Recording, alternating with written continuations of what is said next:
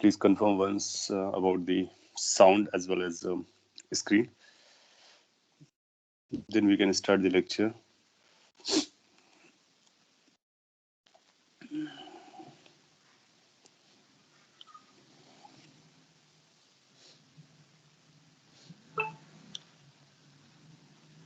Screen is not visible yet. Okay, we'll reshare it shortly.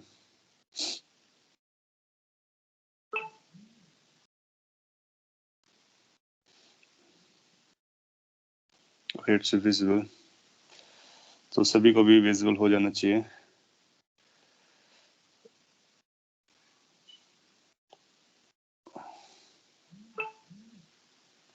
Okay good. So paper को मैं upload कर लेता हूँ और फिर हम लोग आगे बढ़ते हैं. तब तक आप क्वेश्चंस बोल सकते हैं. कौन कौन से क्वेश्चंस आपके इश्यूज बना रहे हैं.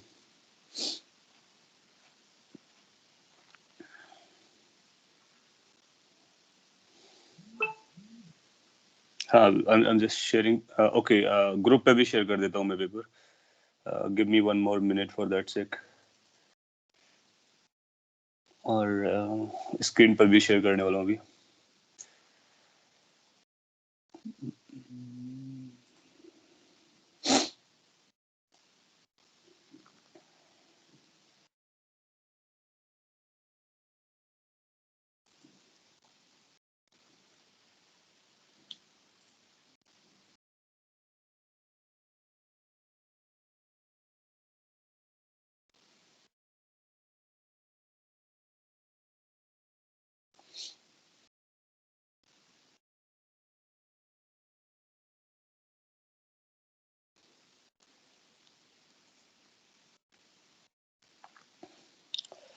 So let me first open here if it is working.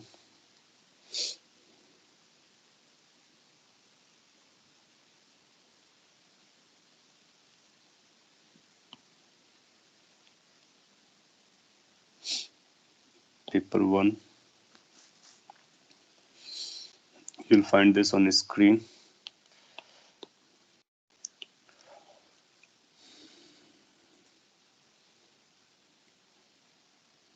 Also, I'm sharing for in the group, so that in case you don't have, you can check it. Yeah, it's going to be a bit time taking.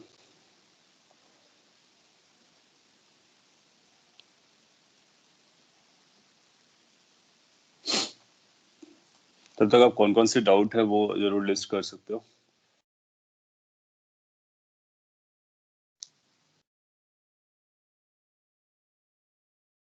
Paper 1 में.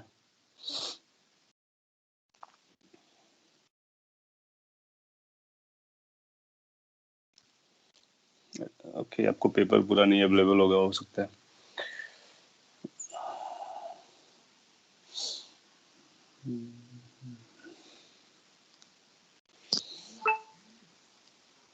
Three 8 14 15 17. Okay, मैं paper भी आपको send कर रहा हूँ. It is taking a few minutes.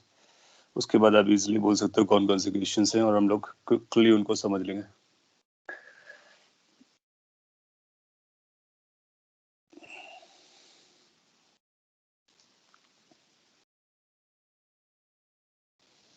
फिलहाल अभी के लिए जो आपने बोला है question number 1, question number 4,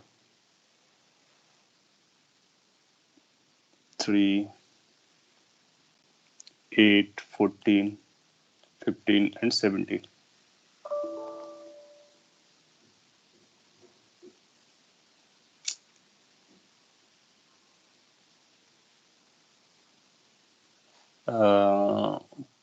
three में करेक्शन है क्या, हम लोग अभी देख लेंगे. जो भी करेक्शंस नीडेड होंगे सारे करेक्शन कर लेंगे.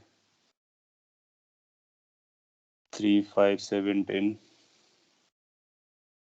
3 आप लोग काउंट कर चुके हैं. 5, 7, 10.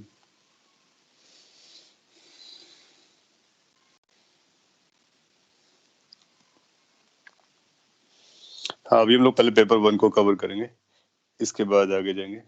Then you are asking about 6th, 14th. We have counted it on. 17th is there. Area नहीं था। ओके, जिस पे डाउट है, जिनका आंसर का इशू लग रहा है आपको या करेक्शन का जरूरत है, हम लोग डिस्कस करने के बाद उसको रिजॉल्व कर लेंगे। ओके, मैं स्टार्ट करता हूँ और इसको भी शेयरिंग में टाइम लगेगा बिकॉज पीसी से वो ट्रांसफर होने में टाइम ले रही है। तब तक मैं आपको क्वेश्चन नंबर 1 के आगे बढ़ते हैं और फिर इसके बाद मीन टाइम में फाइल शेयर कर दूंगा मैं। सो पहला क्वेश्चन था, अगला आपने बोला 3 8, वी हैव काउंटेड 3 8 9 9 अभी तक नहीं काउंट हुआ है तो 9 को भी ऐड कर लेते हैं। सो इस मोर और लेस सभी हो जाएंगे। क्वेश्चन नंबर 1 मैं आपको आइडिया देता हूँ। सिंपल हार्मोनिक मोशन एम्पलीट्यूड ए के साथ चल रहा है, अपने को बताना है कि कौन सा इनमें से करेक्ट है, कौन सा इनकरेक्ट है। Time taken by particle to move from mean position to half of the amplitude and then time taken to go further half is equal, ऐसा स्टेटमेंट आपको दे रहा है। ओके, हाँ, ऑलमोस्ट ऑल क्वेश्चंस लिस्टेड हैं तो मैं idea दे दूंगा सभी के बारे में। सो फर्स्ट, बहुत सारे लोगों ने गलत किया है और आई वाज सरप्राइज्ड नेगेटिवली कि इसको गलत क्यों, इसको मार्क क्यों किया। मतलब लोगों ने मार्क कर दिया इसको, जबकि हम लोगों ने क्लास में इसको डिटेल पे बोला है कि यहाँ से यहाँ तक जाने का time, this was a question we did, और यहाँ से यहाँ तक जाने का टाइम T1 और T2 स्पेसिफिकली लिखा था, इक्वल नहीं होते हैं। T1 is not equal to T2। अगर आपने नोट्स भी देखा होगा ना तो फिर नोट्स में आपको ये मिल जाएगा। सो पहला क्वेश्चन का आंसर हो गया है कि ये करेक्ट नहीं है, तो इसको नहीं मार्क करना था। I saw majority of student marked it as a correct option. तो ये बताता है कि आप या तो नोट्स को रिस्पेक्ट नहीं करते हैं या फिर क्लासेस पे फोकस नहीं रहते हैं, दोज हु मार्क्स इट, जिन्होंने इसको गलत मार्क किया है। क्योंकि इस तरह के क्वेश्चन डायरेक्ट होते हैं, आई मीन लाइक, और अगर आपने इसको नहीं पढ़ा तो जाहिर सी बात है कि आप इसको गलत आंसर दे जाओगे, और आप दे गए, उसकी वजह से आपका पूरा चला गया। Option number second, average velocity. हाँ, second, average velocity of particle is one time period is going to be, so V average is given as a total displacement upon total time। एक कंप्लीट राउंड में ये complete round हुआ तो जहां से चलेगा वहां पर वापस आ जाएगा, तो 0/t, that is 0। Average velocity of the particle should be 0। अच्छा, इसने करेक्ट दिया है, सो इसको ये करेक्शन करना अपने को, ये इनकरेक्ट कैटेगरी में, मार्क्स आपके अपडेट हो जाएंगे, इसको ध्यान में रखते हुए। So average velocity is 0। हाँ, अगर उसने एवरेज स्पीड बोला होता, so total distance upon total time, total distance is 4a, क्योंकि एक बार जब चलता है तो 4a चलेगा, first a, second a, third a, fourth a. So in one complete round it takes 4, or it covers 4a distance and takes t time, hence average speed will become 4a by t। Since उसने velocity पूछा था, so obviously अपने को क्या mark करना था, 0। सो 0 इस पे दिया नहीं, इसलिए इसको इनकरेक्ट कैटेगरी में रखना है। वो आंसर रॉन्गली चेक हो गया है तो उसको हम लोग करेक्ट कर लेंगे। Net work done on block पूछा है इन वन टाइम पीरियड। सो आप जानते हो कि एक जर्नी में एक तरफ पॉजिटिव हो रहा होता है, दूसरी तरफ नेगेटिव हो रहा होता है। सो ये भी 0 हो जाएगा, ये भी 0 हो जाएगा, दोनों हाफ का 0 हो जाएगा, तो ये 0 हो जाएगा, तो ये करेक्ट जा रहा है। Particle has a maximum kinetic energy at mean position. आप जानते हो काइनेटिक एनर्जीज के बारे में, और वो उनका ग्राफ भी आपने देखा था, तो आपको याद होगा कि जो ग्राफ है उसके अकॉर्डिंग अगर आप देखोगे तो maximum kinetic energy mean position पर ही मिलती है आपको। Okay, so first question doable था, इजी था।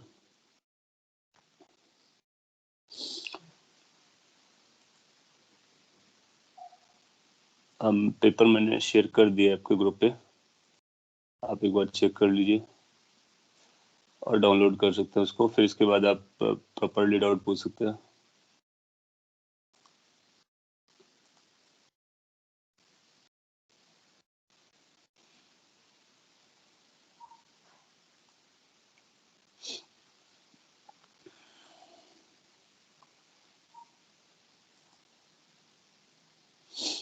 Just one more minute, then we are going to carry forward.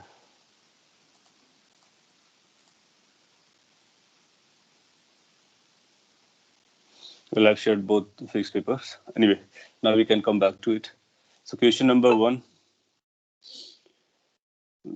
is over. Now इसके बाद आपने क्वेश्चन नंबर 2 के बारे में किसी ने नहीं पूछा, इसका मतलब आपसे हो गया होगा। और फिर भी मैं क्विकली कुछ बोल देता हूँ। इस पर आपसे पूछ रहा है कि मून पर ले जाएंगे, यानी ग्रेविटी पे क्या फर्क पड़ने वाला है ग्रेविटी पे। तो जिस एक्सप्रेशन में जी का कोई रोल ना हो, तो उसको उसका कोई फर्क नहीं पड़ेगा स्पेस पे जाने पे, कहीं पे जाने पे। जैसे ये बोला था सिंपल पेंडुलम का टाइम पीरियड होता है 2π√L/g। तो ये तो आपको समझ में आ गया होगा, जी बदलेगा टाइम पीरियड बदलेगा। स्प्रिंग का जो टाइम पीरियड होता है वो ग्रेविटी पे डिपेंड नहीं करता है। माइंड इट, ये बहुत इंपॉर्टेंट इन्फॉर्मेशन है। हाँ, हमारे पास टाइम पीरियड को मेजर करने के लिए या फिर क्लॉक को बनाने के लिए दो तरीके होते हैं। एक हम सिंपल पेंडुलम से क्लॉक बना सकते हैं और स्प्रिंग मास सिस्टम से भी बना सकते हैं टाइम मेजर करने के लिए। तो आपसे जनरली पूछ लेगा कि ग्रेविटी से कौन इंडिपेंडेंट है। सो जो स्प्रिंग ब्लॉक सिस्टम है ना, वो ग्रेविटी से इंडिपेंडेंट है, उसका टाइम पीरियड या फ्रीक्वेंसी, जबकि सिंपल पेंडुलम ग्रेविटी पर डिपेंड करता है। सो ये दोनों काफी इंपॉर्टेंट है थ्योरेटिकल क्वेश्चन को लाने के लिए। टॉर्शनल में आपने देखा था, उसमें ग्रेविटी का कोई फर्क नहीं पड़ता है, क्योंकि आप देखते हो कैंसिल आउट हो जाता है। टॉर्शनल में आपने उसका टाइम पीरियड निकाला हुआ।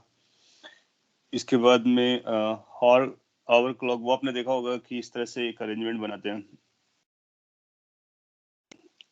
और वो रोटेट करता है, तो सैंड फॉल कर रही होती है, मे बी लाइक एक इधर सैंड फिल करके रखा हुआ आपने, और स्मॉल ओपनिंग के बाद इधर सैंड को कलेक्ट करते हैं।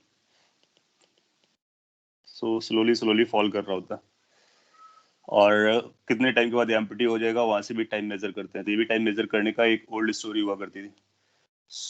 इस पर भी आप देखोगे ना, अगर ग्रेविटी फ्री होगा तो ये मॉलिक्यूल्स नीचे फॉल नहीं करेंगे। ये फॉल क्यों करते हैं? ग्रेविटी की वजह से करते हैं। कम ज्यादा ग्रेविटी होगी तो इनकी जो वेलोसिटी होगी, आप रफली ऐसा लिख सकते हो, वेलोसिटी √2g के बराबर होती है। अगर उसको फ्लूइड जैसा ट्रीट कर लिया जाए, यानी इंडिपेंडेंट मॉलिक्यूल्स ट्रीट कर लिया जाए रफली। सो पॉइंट इज कि वेलोसिटी जो होती है वो ग्रेविटी पे डिपेंड करती है, इसलिए ये कितने टाइम बाद एम्प्टी करेगा इस बात पे डिपेंड करेगा कि ग्रेविटी कितनी है। सो टाइम उस पर लिंक होता है, तो इसको आर ग्लास क्लॉक कहते हैं। तो वो भी ग्रेविटी पे डिपेंड करेगा। क्वेश्चन नंबर 3 में भी आपने पूछा है, इसमें बोला है, a block of mass m is released from the top of frictionless inclined, this figure is this। Okay, इस क्वेश्चन को देख करके तो आपको कुछ ज्यादा नहीं लगा होगा, लेकिन ऑप्शन देख करके आपको जरूर लगा होगा कि ये सब क्या लिखा हुआ है। और काफी लोगों ने काफी टाइम भी दे दिया, लाइक 7-8 मिनट 10 मिनट्स। तो आपको सिलेक्टिव रहना होता है कि आप कितने टाइम तक कितना टाइम अफोर्ड कर सकते हैं। अगर आपको ज्यादा लेंदी लगता है तो टेक अ डिसीजन, और अगर आप सॉल्व भी करते हो तो बी क्विक। सी ऑप्शन नहीं आ रहा था तो चेक कर लेते, सी ऑप्शन नहीं आएगा तो उसको हटा देंगे। अभी फर्स्ट क्वेश्चन में करेक्शन आया, तो ये करेक्शन भी नोट कर लेंगे, बाद में अपडेट कर देंगे पेपर को। एनीवे तो ये ब्लॉक यहाँ से रिलीज किया जाता है, ये स्प्रिंग है और पूरा अरेंजमेंट दिया गया है। ये अरेंजमेंट आपके लिए कोई एकदम आउट ऑफ बॉक्स नहीं है, सिंपल टाइप का है। ऑप्शंस देखने हैं, मैक्सिमम कंप्रेशन बताइए। अच्छा क्वेश्चन है, काफी कुछ आपको लर्न करने को मिल जाएगा। मैक्सिमम कंप्रेशन का, इसको जब आप रिलीज करोगे तो ब्लॉक पहले इसके टच में आएगा। तो ब्लॉक एक इस लोकेशन पर आएगा जो हमारे लिए इंपॉर्टेंट लोकेशन है, let's call its location number 1। फिर ब्लॉक और भी अंदर जाएगा, when it going further inside, तो somewhere it might reach to the equilibrium position. Equilibrium position का मतलब होता है जहाँ पर फोर्स बैलेंस हो गया, एक्सेलरेशन 0 हो गया, लेकिन वहां पर इसके पास मोमेंटम होने की वजह से फर्दर इनसाइड चला जाएगा। अब फर्दर इनसाइड कहाँ तक जाएगा वो मैं यहाँ पे थर्ड लोकेशन से बना देता हूँ, थर्ड एक्सट्रीम है। तो इसका जो मोशन होगा, ये पहले यहाँ से 1 तक आएगा, 1 से 2 जाएगा, 2 से 3 जाएगा, फिर 3 से वापस 2 जाएगा, 2 से वापस 1 जाएगा, 1 से वापस इसी पोजीशन पे जाएगा। और आप पाओगे कि इसी इसी मोशन को रिपीट करता रहेगा टाइम एंड अगेन। इसका मतलब ये मोशन जो है पीरियोडिक होने वाली है। तो इसीलिए आपसे टाइम पीरियड भी पूछेगा, पीरियड ऑफ ऑसिलेशन, और मीन पोजीशन के बारे में पूछ रहा है, और मैक्सिमम कंप्रेशन के बारे में पूछ रहा है। तो मैक्सिमम कंप्रेशन 1 से 3 का जो गैप होगा वही मैक्सिमम कंप्रेशन हो जाएगा, इजंट इट? सो इसको हम दो पार्ट में डील करेंगे तो ज्यादा अच्छा रहेगा। 1 से 2 के बीच का gap let's call it as x1, और 2 से 3 के बीच का gap let's call it as x2. So can we say कि x1 plus x2 is going to be the maximum elongation or compression here? अच्छा, जो सेकंड पोजीशन है वो इक्विलिब्रियम है. Second is equilibrium. इक्विलिब्रियम का मतलब होता है कि फोर्सेस आर बैलेंस. तो उसका जब आप एफबीडी बनाएंगे तो फोर्स को बैलेंस करेंगे. यहाँ पे मैं एफबीडी बना देता हूँ शॉर्ट में. तो इधर से एक फोर्स लग रहा होगा जिसका नाम होगा k इंटू एक्स.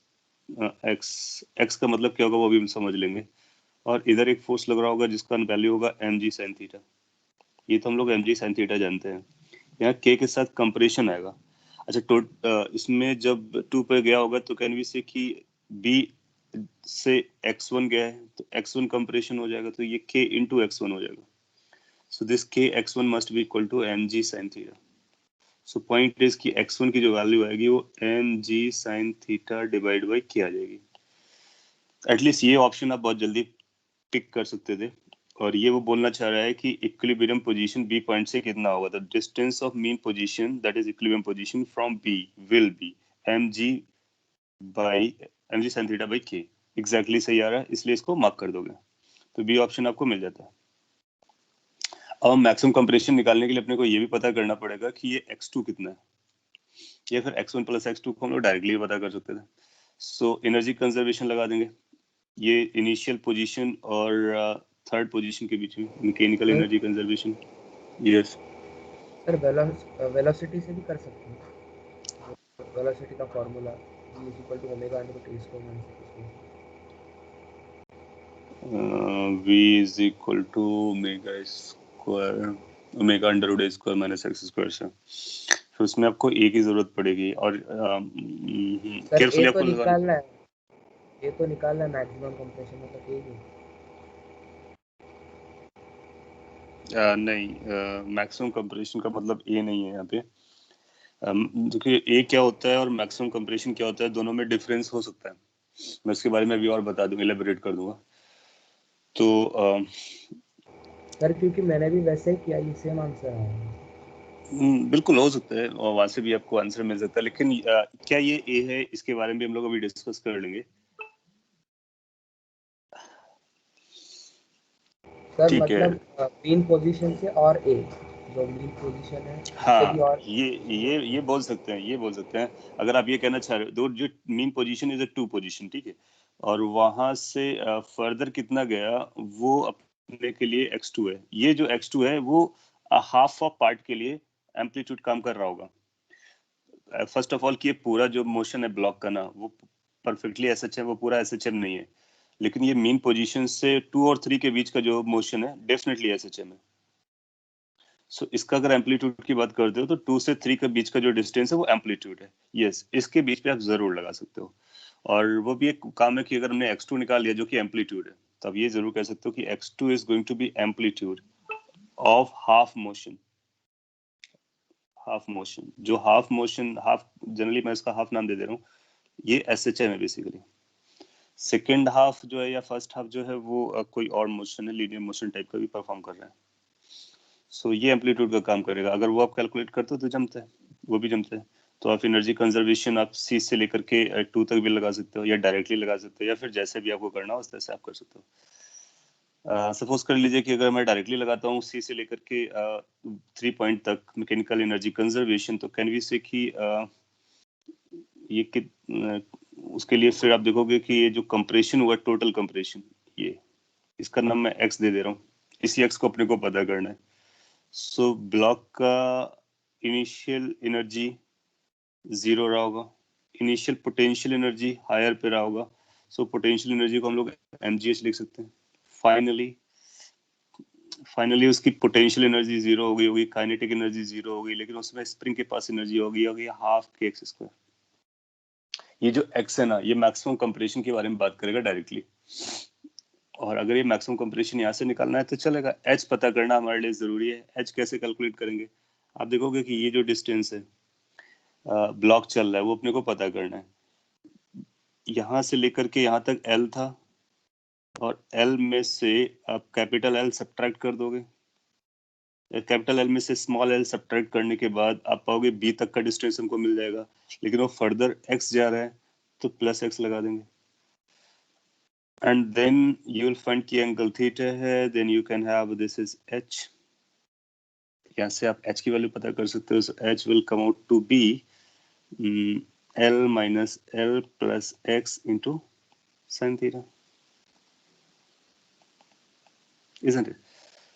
और इसकी वैल्यू भी यहाँ पे आप प्लेस कर सकते हो. सो अपने पास कुछ इक्वेशन आएगी, थोड़ी सी कॉम्प्लिकेटेड है बट यस डुएबल टाइप है. This is going to be equal to m g h which is going to be l minus l sine theta. This is going to be have like a constant plus m g sine theta into x.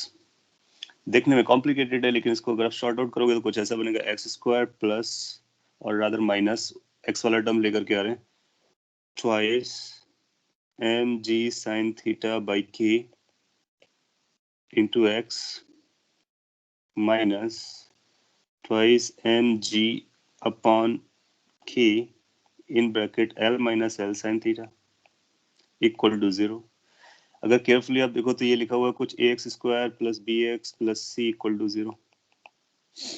अगर ये x square plus b x plus c equal to 0 लिखा हुआ है तो x की value क्या आ जाएगी, minus B plus minus under root B square minus 4ac divide by twice A. जब आप इसको सिंप्लीफाई करोगे तो अपने को पता चल जाएगा कि x की मैक्सिमम वैल्यू कितनी है. b की वैल्यू ये दी गई है, आप इस पे रखिए. आप देखोगे कि पहला टर्म आपको यहाँ से मिल जाएगा और माइनस वाला टर्म हटा देंगे क्योंकि हमको मैक्सिमम चाहिए, तो ये प्लस बचेगा और अंदर वही लिखा होगा जो यहाँ पर लिखा हुआ है. तो इसके बाद आप इसको कैलकुलेट करके चेक कर सकते हो. आप पाओगे कि शायद फर्स्ट ऑप्शन भी मैच कर जाता है. ये मैंने एनर्जी कंपेयर करा लिया है इनिशियली टू लेकर के एक्सट्रीम और एक्सट्रीम के बीच में करा लिया है. आप चाहो तो मीन पोजीशन तक भी करा सकते हो, बिल्कुल चलता है. आप मीन पोजीशन की वेलोसिटी निकाल लीजिए, फिर 2-3 के बीच में लगाएंगे तब भी चलेगा, या फिर एसएचएम का कोई कॉन्सेप्ट लगा करके करेंगे तब भी चलेगा 2 और 3 के बीच में. सेंगेज में वैसा ही किया है. हाँ, वो भी एक मेथड है, वो भी चलता है. और 2 और 3 के बीच में एसएचएम में परफेक्टली एसएचएम में वो कर सकते हो. So option a option b आपको समझ में आ गया होगा. ऑप्शन सी के बारे में इसने बोला कि टाइम पीरियड ऑफ ऑसिलेशन बताइए. तो टाइम पीरियड ऑफ ऑसिलेशन बताइए. तो इसके पीरियड में क्या बोलेंगे कि कौन कौन सा टाइम इन्वॉल्व हो रहा होगा. कैन वी से कि ये सपोज के लिए इसका टाइम t1 मान लेते हैं, तो सी से बी तक आने का जो टाइम है वो t1 हो जाएगा. आने जाने का टाइम, दोनों का टाइम हम लोग मान लेते हैं आने जाने का. और फिर इसको कुछ टाइम लगेगा 1 और 2 के बीच में जाने का, आने जाने का टाइम उसको t2 बोल देंगे. फिर 2 और 3 के बीच में जाने आने का टाइम लगेगा, उसको t3 बोल देते हैं. सो ये जो t1 t2 t3 है, इनको सबको ऐड कर देंगे तो टोटल टाइम हो जाएगा. सो कैन बी से कि जो टोटल टाइम है, यहीं पे कहीं लिखते हैं तो ज्यादा समझेगा, आपको पास में दिखता भी रहेगा. सो कैन बी से कि जो टोटल टाइम पीरियड है वो आएगा t1 plus t2 plus t3. इन 3 टर्म्स का कॉम्बिनेशन बनने वाला है. अब अपने को t1 t2 t3 निकालना है. माइंडेड कि t1 t2 t3 को हमने एक जर्नी का नहीं बल्कि रिटर्न का भी ऐड किया हुआ है. सो बी और सी के बीच का आने जाने का टोटल टाइम और 1 और 2 के आने जाने का टाइम, 2 और 3 के बीच के आने जाने का दोनों टाइम लिखा हुआ है. सबसे आसान जो हमारे लिए वो t3 है. t3 क्या है, t3 जैसे हम लोगों ने बात किया कि 2 और 3 के बीच में एसएचएम कर रहा है और मीन से एक्सट्रीम की कहानी चल रही है. तो मीन से एक्सट्रीम की कहानी, इसका मतलब ये एसएचएम के टाइम पीरियड का हाफ होगा. इसका मतलब this is going to be half of the time period of spring block system. Spring block system का टाइम पीरियड होता है 2 pi under root m by k. आपने देखा था कि स्प्रिंग ब्लॉक सिस्टम को ग्रेविटी में वर्टिकल हैंग कराओ या फिर किसी एंगल पे इंक्लाइन पे प्लेन पे रखो या फिर हॉरिजॉन्टल पे रखो, उसके टाइम पीरियड पे कोई फर्क नहीं पड़ता. Time period 2 pi under root m by k भी होता है. सो ये हाफ है इसलिए हाफ रह जाएगा. इसका मतलब एक तो ये टर्म आएगा pi under root m by k और ये आने जाने का मिला करके 2 और 3 के बीच का हो गया. तो देखेंगे क्या कोई ऐसा एक्सप्रेशन मिल रहा है प्लस में. तो एक ऐसा एक्सप्रेशन मिल रहा है प्लस में, तो इसको रखते हैं. इसके बाद अपने को ये कैलकुलेट करना है कि 1 और 2 के बीच में कितना टाइम लगने वाला है. 1 और 2 के बीच में कितना टाइम लगने वाला है, इसके लिए भी हम लोग एसएचएम का यूज कर सकते हैं. सो अगर हम एसएचएम को ऐसे देखते हैं, स्ट्रेट वाले केस को देखते हैं, और ये हमारा मीन पोजीशन हुआ करता है और ये कोई पॉइंट है जहाँ पर ये पार्टिकल हमारा लोकेटेड है और पार्टिकल यहाँ से चल रहा है. सो अगर मीन पोजीशन से चला तो उसकी इक्वेशन कुछ हम लोग ऐसे लिखते हैं, y इज इक्वल टू या x इक्वल टू, यहाँ पे मैं x लिख रहा हूँ, ये अलग से रिकॉल करा रहा हूँ आपको कॉन्सेप्ट। तो ये बनेगा a sin ओमेगा t होता है इसका इक्वेशन। अगर t इक्वल टू 0 पे यहाँ से चला है तो t टाइम पर यहाँ पे पहुंचा है जाकर के, तो यहाँ से t और पोजीशन लिंक्ड होता है। अगर यहाँ से हमको टाइम निकालना है तो क्या हम टाइम को बोल सकते हैं t is going to be equal to 1 upon omega sine inverse x by a। So अगर अपने को टाइम निकालना है किसी एक पर्टिकुलर लोकेशन या डिस्प्लेसमेंट को कॉज करने वाला, तो हम पहले उसकी इक्वेशन लिख लेंगे। और अगर हमने मीन पोजीशन से लिखना है तो मीन पोजीशन से a साइन ओमेगा टी आती है। फिर अगर x डिस्टेंस चला है तो फिर वहां से t का एक्सप्रेशन ऐसे लिखा जा सकता है। अच्छा, ये जो ओमेगा होता है, ये ओमेगा वही है जो एसएचएम का होता है, अंडर रूट के बाई एम होता है। इसका मतलब है जो 2 और 3 के बीच में चल रहा है T2, उसके बारे में हम लोग बात कर सकते हैं। T2 के बारे में क्या हम ये बोलेंगे, T2 जो आएगा वो x1 डिस्प्लेसमेंट चल रहा है।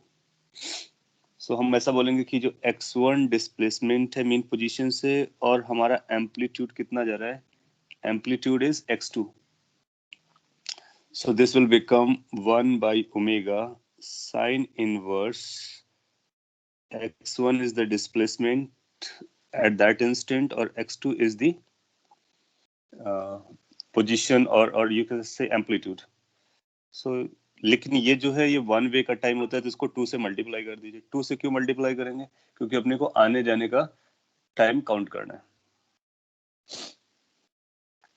ये जो T1, T2, T3 है, अपने आप में एक अलग अलग क्वेश्चंस बन सकते हैं कि how to get T1, how to get T2, how to get T3।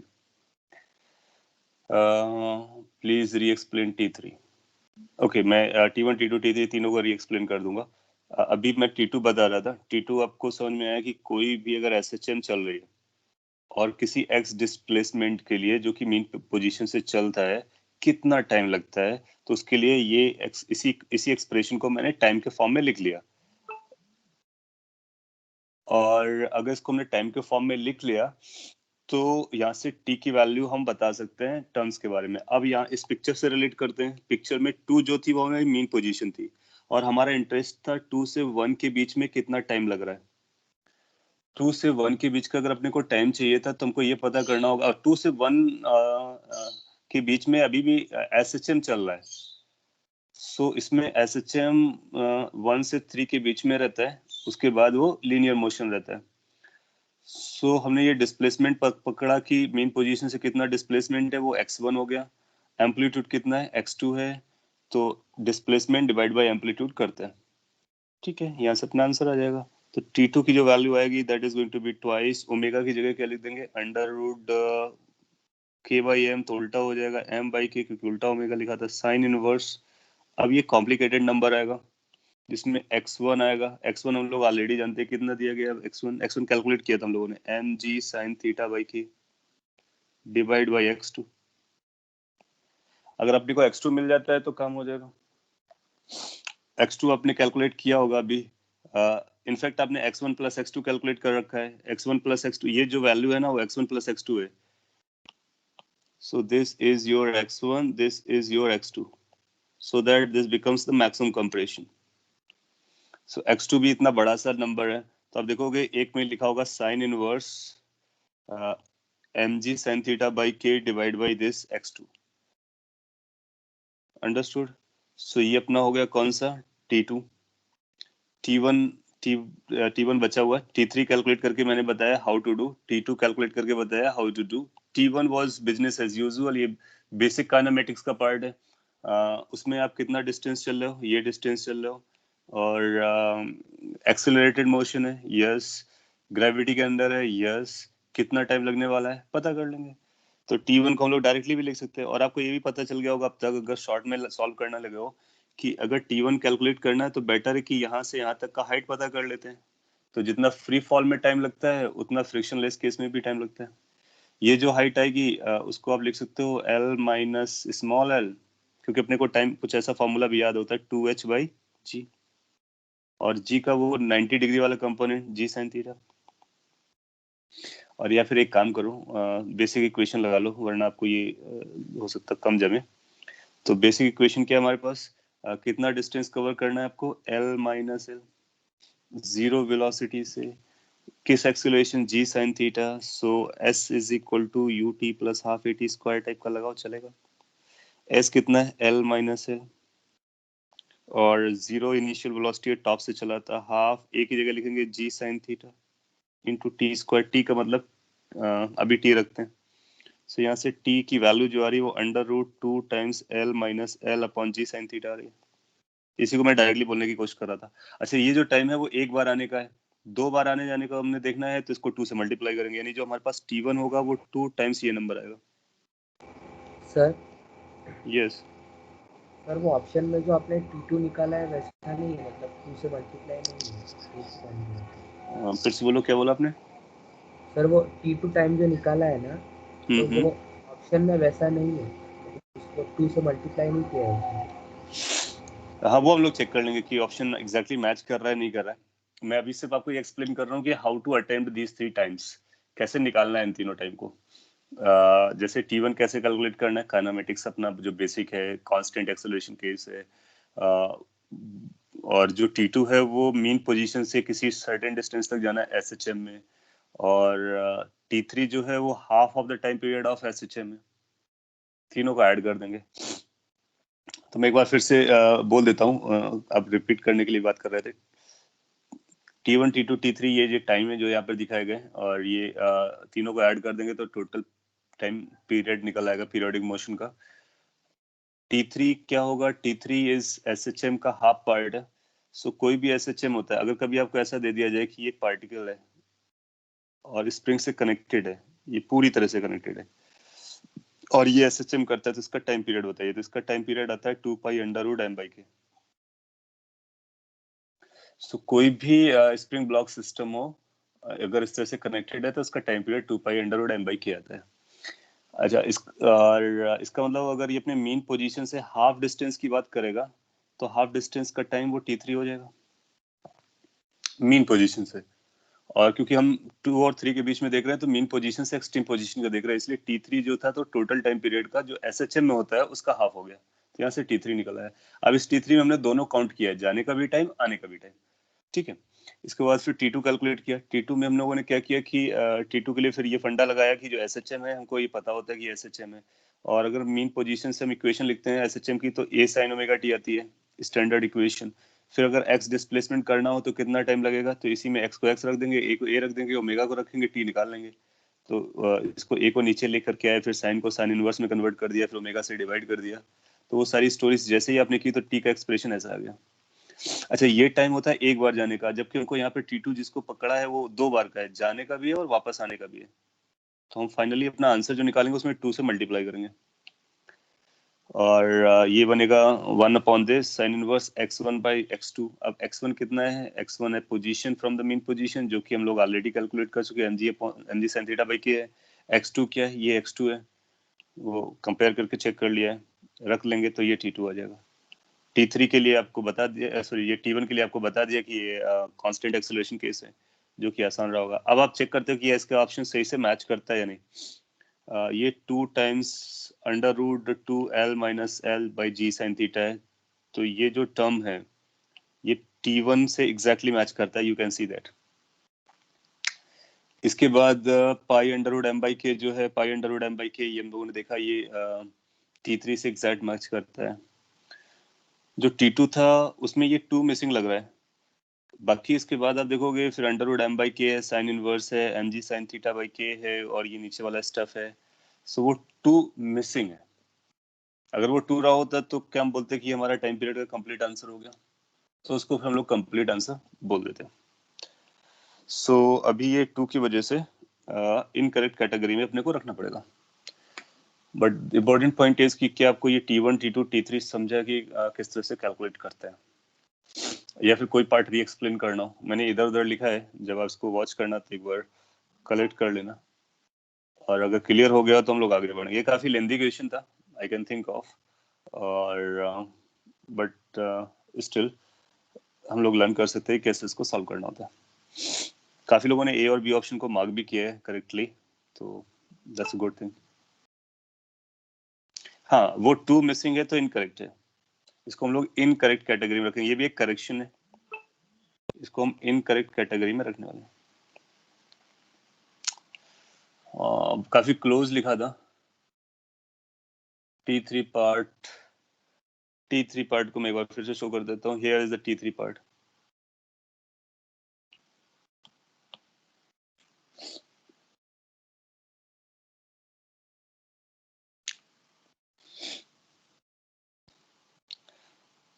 T3 को और सब्सटेंशिएट कर देता हूँ मैं। T3 is half of time period of spring block SHM। Spring block SHM का जो half of the time period होता है वही T3 है। सो उसका फॉर्मूला अपने को डायरेक्टली पता रहता है, इसलिए आपने डायरेक्टली उसको यूज कर लिया। इसमें सबसे इंपॉर्टेंट था ये T2 कैलकुलेट करना, और वो SHM में क्वेश्चन आपसे पूछ सकता है कभी भी। ओके, क्वेश्चन 3 हो गया। 4th के बारे में आइडिया दे देता हूँ। इस तरह क्वेश्चन भी ये एग्जाम में आ भी चुका है, सिमिलर टाइप का। इसने बोला कि जब ये SHM कर रहा होता है तो कुछ लोगों को यहाँ पे कॉन्सेप्चुअल इश्यूज होते हैं, उनको मैं क्लियर कर देता हूँ सो दैट कि आप कॉन्सेप्चुअली साउंड रहें। As far as the calculation is concerned, you need to take care of it. So ये बोलता है कि SHM चल रहा है, एम्पलीट्यूड A दिया गया, पार्टिकल A/2 पे दूर जा रहा था तो एक ब्लॉक आकर के जेंटली प्लेस कर दिया गया है और स्टिक कर दिया गया है, तो क्या होने वाला है। सो जब ये चल रहा था मीन पोजीशन से, लेट्स ऐसा पिक्चर बना लेते हैं, और ये इसका मीन पोजीशन था और ये लोकेशन थी जब ये इधर जा रहा था A/2 पर। उसी मोमेंट पर आप इसमें चेंजेस लाते हो, तो ये इसका ओरिजिनल एम्पलीट्यूड हुआ करता था। फिर आपने क्या किया कि जब इसी लोकेशन पर ये था, ये किसी v वेलोसिटी से जा रहा था, आपने एक और ब्लॉक को रख दिया। सो इमीडिएटली आफ्टर यूल फाइंड कि इसकी वेलोसिटी में चेंज आ जाएगा। वेलोसिटी में चेंज आ जाएगा तो एम्पलीट्यूड में भी चेंज आ जाएगा। क्यों? क्योंकि वेलोसिटी चेंज हो गया। कैसे समझना था? समझना बहुत आसान था कि जब इसके ऊपर प्लेस करते हो तो स्टिक करता है तो काइंड ऑफ कोलिजन रहता है, लेकिन ये कोलिजन जो है वर्टिकल डायरेक्शन में हो रहा है, तो लीनियर डायरेक्शन में, हॉरिजॉन्टल डायरेक्शन में हमारा लीनियर मोमेंटम कंजर्वेशन रहेगा। तो पॉइंट इसकी वेलोसिटी चेंज हो जाएगी। ऐसा क्वेश्चन आपने पहले भी किया होगा कि ऊपर से पार्टिकल रख देते हैं तो what is the final velocity of the system.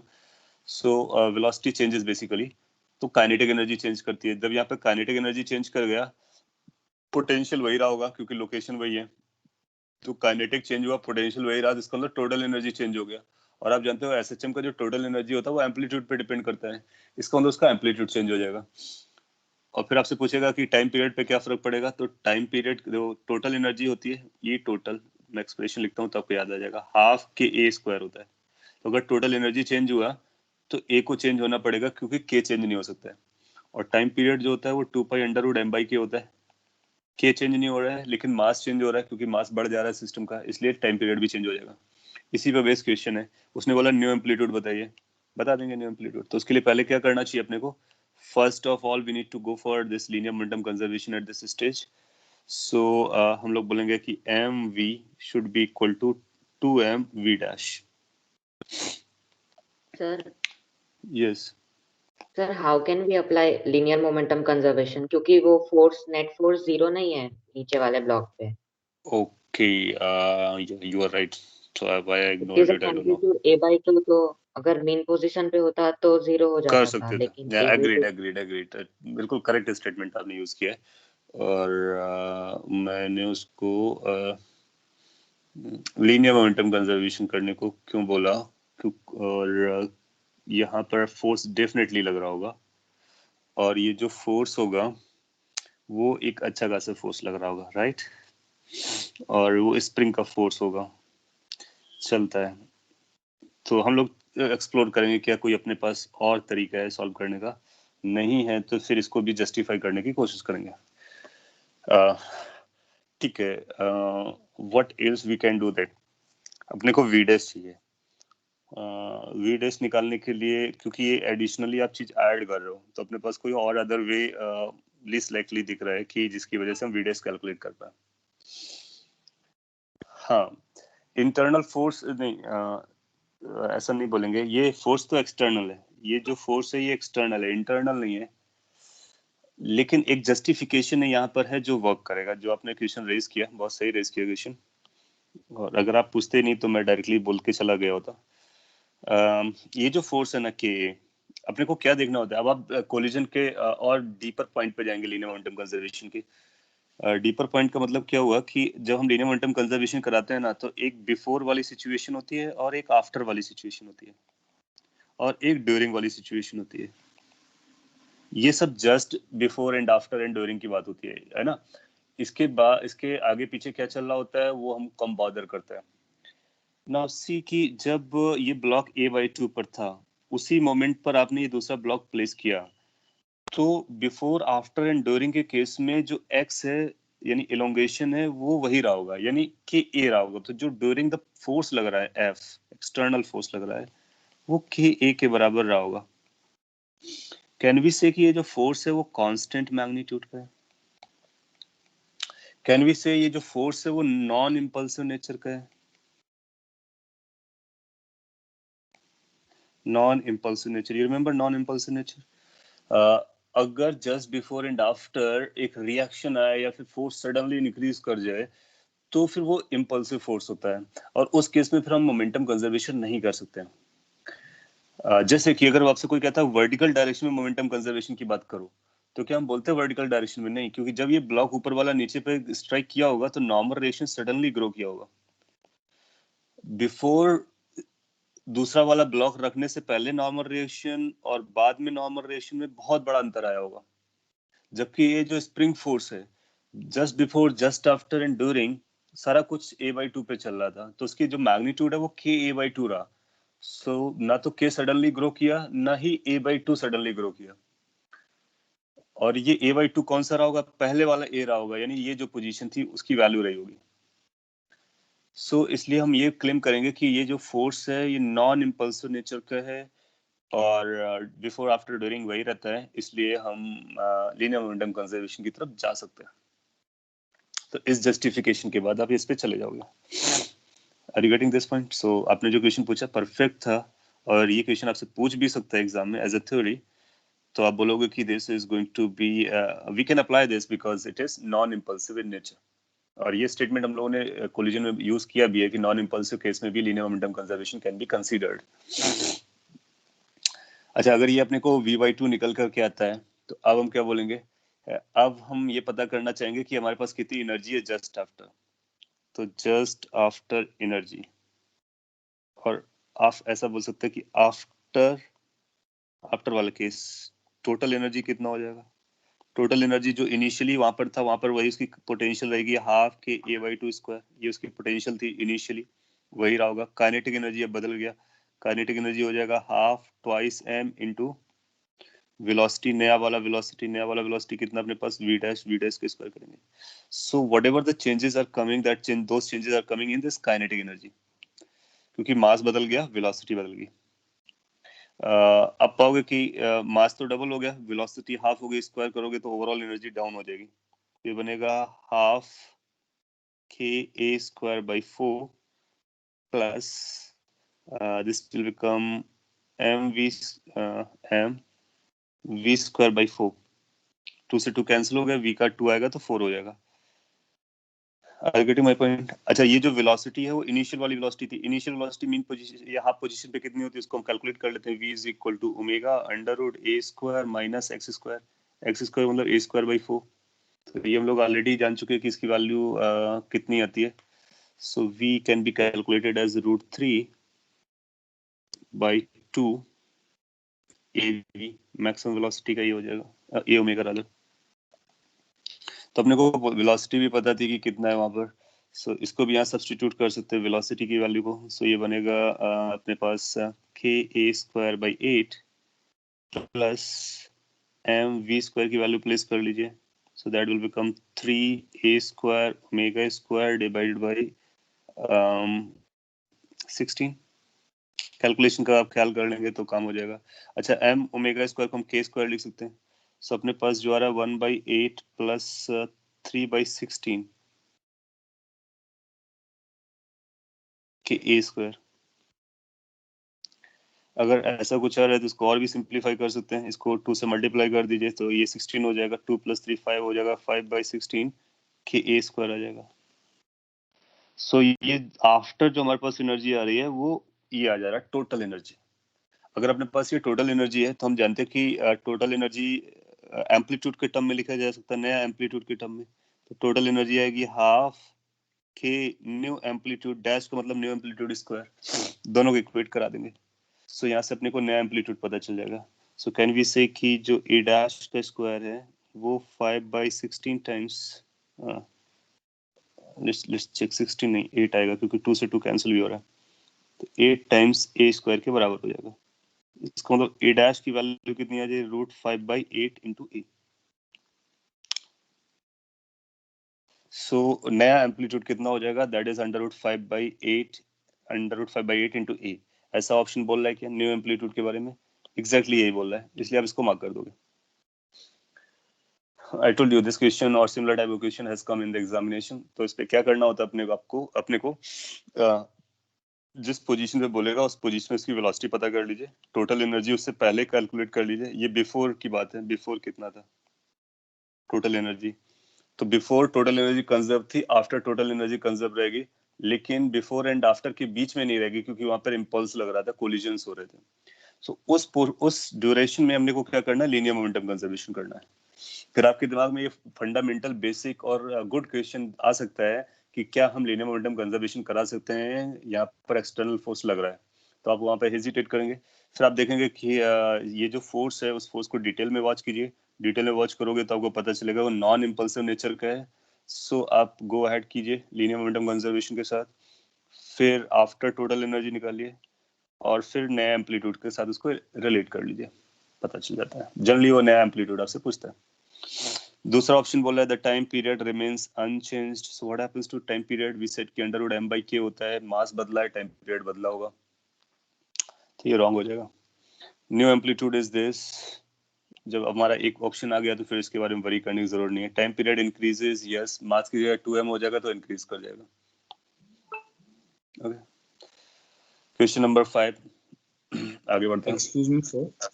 Yes Sir, so can we conclude that when the system is under influence of a non-impulsive force, we can apply momentum conservation? Yes, we can, whenever it is non-impulsive. I told you during those lectures that as per rule it should not be, but ये जो constant force होते हैं, non impulsive होते हैं, वो smaller time से multiply होने के बाद नेग्लिजिबल हो जाते हैं। उसका फंडामेंटल कहाँ पर लाई कर रहा है, फंडामेंटल इस इक्वेशन पर है जो इम्पल्स इक्वेशन है, force into time is equal to change in momentum. So अगर फोर्स कांस्टेंट है, टाइम बहुत छोटा होता है, कोलिजन का टाइम बहुत छोटा होता है, लेकिन अगर फोर्स भी नॉर्मल वैल्यू रखता है, कांस्टेंट वैल्यू रखता है, तो ये पूरे टर्म को हम जीरो यूज कर सकते हैं फॉर अवर कैलकुलेशन पर्पस। इसका मतलब लीनियर मोमेंटम कंजर्वेशन की बात कर सकते हैं। सो ऐसा आप कंक्लूड कर सकते हो कि whenever there is a non-impulsive force we can go for linear momentum conservation. This is not by right, this is just by approximation, and that's a valid one. फिर आपने कुछ लिखा, if we use v is equal to omega root this then comes as this। हाँ, हम लोगों ने उसको use किया ना, जो आपने इक्वेशन बताई उस इक्वेशन का यूज किया है, लेकिन उसका यूज कब करेंगे यही समझना है अपने को। ये इक्वेशन हम बिफोर वाले सिचुएशन में कर रहे हैं कि पहले पता करते कि उस पॉइंट पे कितना वेलोसिटी था, और इसके बाद हमने क्या किया है कि ये पता किया है कि उसके बाद में वेलोसिटी कितना हुआ जस्ट आफ्टर। फिर अपने को ये पता चल गया कि काइनेटिक एनर्जी में चेंज कितना आया। सो फिर टोटल एनर्जी निकाल लिया, फिर टोटल एनर्जी को कंपेयर करके एम्पलीट्यूड निकाला। क्वेश्चन नंबर 5 भी आपने अगर पूछा होगा तो अदरवाइज मैं इसके बारे में बोल देता हूँ। ये भी अच्छा क्वेश्चन है, थोड़ा सा टाइम ले सकता है बट स्टिल आपके काम का है। ये बोला है कि एक वायर को क्लैंप किया है और एक मास को हैंग कराया है, मास को डिस्प्लेस करते हैं तो क्या होता है। सो मैं पिक्चर बना देता हूँ कुछ इस तरह से है कि आपने एक वायर को इस तरह से हैंग कराया, क्लैंप कर दिया 2 पॉइंट्स पे। ये अपने आप में एक अच्छा क्वेश्चन भी है और एडवांस कैटेगरी का। यहाँ पर एक मास को हैंग कराते हैं या रखते हैं, तो आप पाओगे कि ये थोड़ा सा डाउन आ जाएगा, और या फिर आप इसको डाउन करा देते हो, डिस्प्लेस करते हो थोड़ा सा डाउन साइड।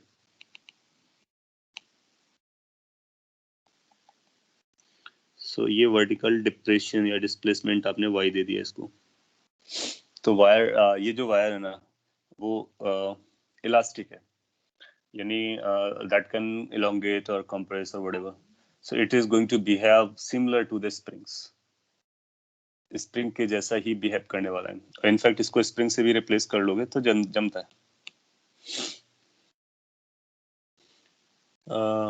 आपने लिखा इट कम्स एज SHM, इसमें स्मॉल होना चाहिए ना, for approximate sin theta is equal to theta. नहीं, SHM होता ही नहीं। चेक करते हैं, वही तो अपने को आंसर देना है।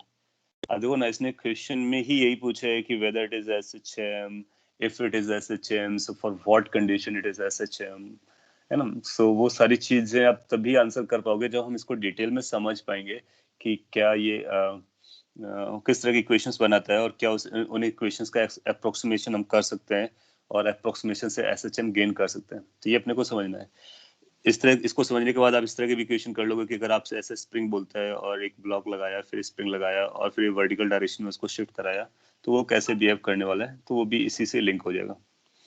तो इसके बारे में कुछ मैथमेटिकल एस्पेक्ट्स को बोलता, आपको ध्यान देना है। सो देखो क्या होता है, कैसे सॉल्व करेंगे। सपोज कर लीजिए वाई डिस्प्लेसमेंट आपने डाउन साइड दिया, तो किसी एक पार्ट को पकड़ लेते हैं, पकड़ लेने देते हैं। तो उस एक पार्ट को अगर हमने कैच किया तो क्या होने वाला है। सो अगर कोई करेक्शन आएगा तो हम लोग डेफिनेटली कर लेंगे, डोंट वरी। कुछ ऐसा हो जाएगा और ये स्मॉल थीटा रहा होगा, डेफिनेट सी बात है, और ये स्मॉल वाई है, अंडरस्टूड है। ये जो लेंथ रही होगी, 1 मिनट के लिए हम लोग ऐसा एज्यूम कर लेते हैं कि ये टोटल ये लेंथ L थी और ये भी लेंथ L थी, 2L लेंथ का था। इसका एक्सप्रेशन भी बना लेंगे हम लोग, और फ्यूचर में अगर आता है तो उसको डायरेक्टली यूज कर सकते हैं, न्यूमेरिकल वैल्यू भी बता सकते हैं उसकी। तो यहाँ पे हमने 2L लेंथ का वायर लिया, इतना ख्याल रखना है। सो इसकी लेंथ में कुछ इंक्रीमेंट हो जाएगा, लेट्स से ये डेल्टा एक्स से बढ़ गया, तो इसकी अब नई लेंथ हो जाएगी L प्लस डेल्टा एक्स, और ये कितना लेंथ था, L था। अगर अपने को डेल्टा L पता चल जाएगा, डेल्टा एक्स पता चल जाएगा, तो हम ये पता कर लेंगे कि इलोंगेशन कितना होता है, और फिर उसके बारे में आगे हम लोग बात कर पाएंगे। सो कैन वी से कि यहाँ पर L प्लस डेल्टा एक्स, इसका जो स्क्वायर आएगा वो L square plus Y square के बराबर आ जाएगा।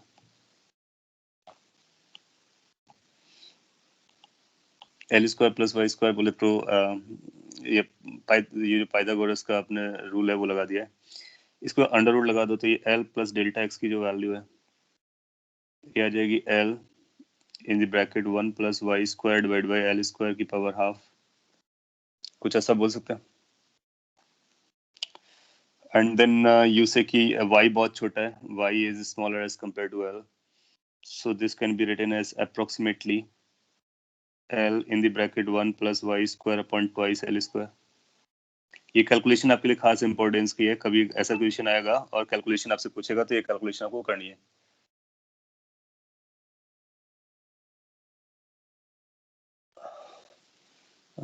आपको क्वेश्चन का कुछ इशू लग रहा है, student there be an attached wire to mass connecting main wire since it says this. एक बार मैं चेक कर लेता हूँ क्वेश्चन को, अगर मैंने कुछ और पढ़ लिया। A wire is clamped horizontally between two rigid supports. Yeah, we did. A small mass is hanged from middle of the wire. Okay. अब वैसा भी कर सकते हो कि यहाँ पर एक वायर को पहले हैंग करा लो, फिर उसके बाद उसको पुश कर लो, चलेगा। आप जो बोल रहे हो कि रीडिंग के हिसाब से वो मैंने उसको ऊपर रख दिया है, आप उस पर हैंग भी करा सकते हो स्ट्रिंग लगा करके। कैलकुलेशन वाइज हमारे लिए सेम ही स्टोरी बनने वाली है, मिडिल पॉइंट पे, इसलिए मिडिल पॉइंट को ही पकड़ा हुआ है। ये अप्रोक्सीमेशन, ये कैलकुलेशन आपको समझना होगा। अच्छा, यहाँ से आप देखोगे L और L कैंसिल आउट हो जाएगा, तो डेल्टा एक्स की जो वैल्यू है वो अप्रोक्सीमेटली अपने को मिल जाएगी कितना, Y square divide by twice L। So ये डेल्टा एक्स आ गया यानी इलोंगेशन। यहाँ पे वाई का मतलब यंग्स मॉडुलस नहीं है, वाई का मतलब है यहाँ पर वर्टिकल डिस्प्लेसमेंट। उसको एक्स बोल दिया होता तो ज्यादा सही रहता। एनीवे अगर अपने पास ये स्टोरी बन गया तो अब हम ये जानना चाहेंगे कि इसमें रीस्टोरिंग फोर्स कितना लग रहा होगा पार्टिकल पर। तो एक एफबीडी बनाते हैं। यहाँ पे मैं सॉल्व कर रहा हूँ, ये पार्टिकल का एफबीडी है। जब यहाँ पर आ गया होगा सेकेंड स्टेज पे, तो एक फोर्स इधर लग रहा होगा ऐसा, और एक फोर्स ऐसा लग रहा होगा, दोनों सिमेट्रिकल है। और ये जो फोर्स होंगे इनकी फोर्स की वैल्यूज को हम लोग के एक्स पकड़ सकते हैं। एफ इज इक्वल टू के इंटू डेल्टा एक्स, जहाँ पर के उसके स्प्रिंग कांस्टेंट को बता रहा होगा। तो वायर है तो वायर की बाकी सारी प्रॉपर्टीज को यूज कर रहा होगा, जैसे Young's modulus, length and all that, right. तो मैं इसको के यूज कर ले रहा हूँ। इसको भी आप यूज कर सकते हो, एफ इज इक्वल टू के एक्स, के डेल्टा एक्स, क्योंकि डेल्टा एक्स इलोंगेशन आया है।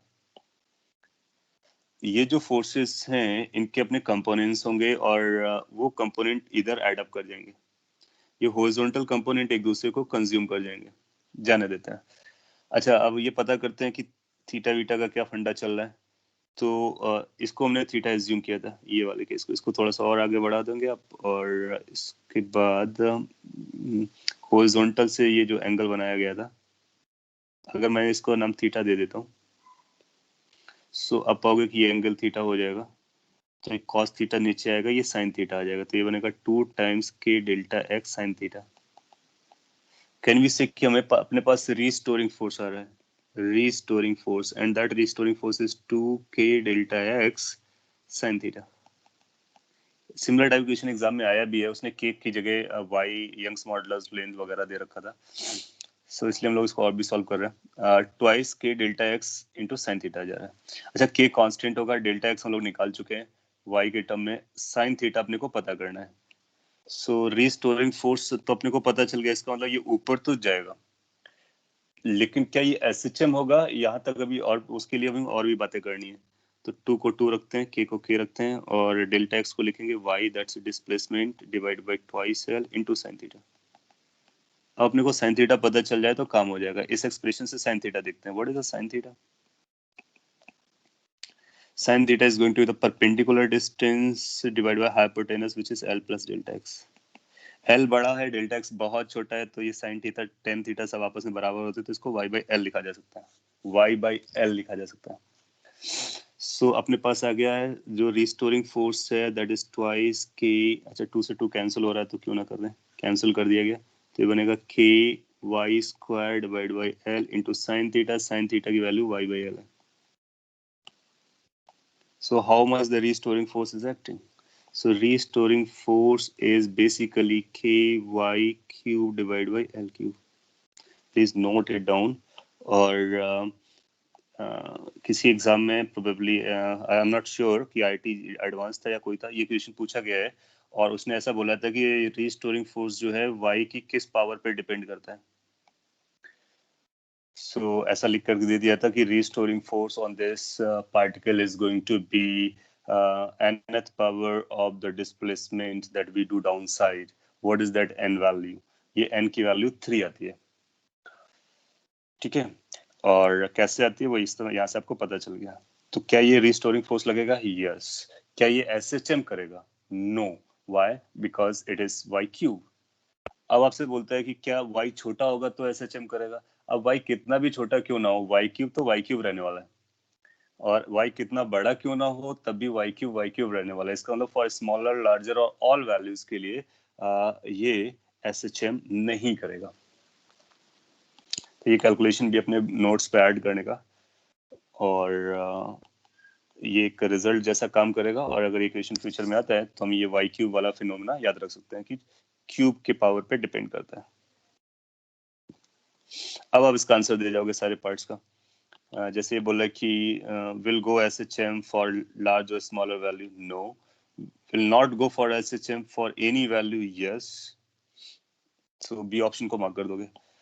ओनली स्मॉलर, वो आपको ट्रैप करने के लिए सी ऑप्शन दे दिया था, क्योंकि अधिकतर केसेस में यही होता है कि छोटे वैल्यूज के लिए वो एसएचएम करना लगता है।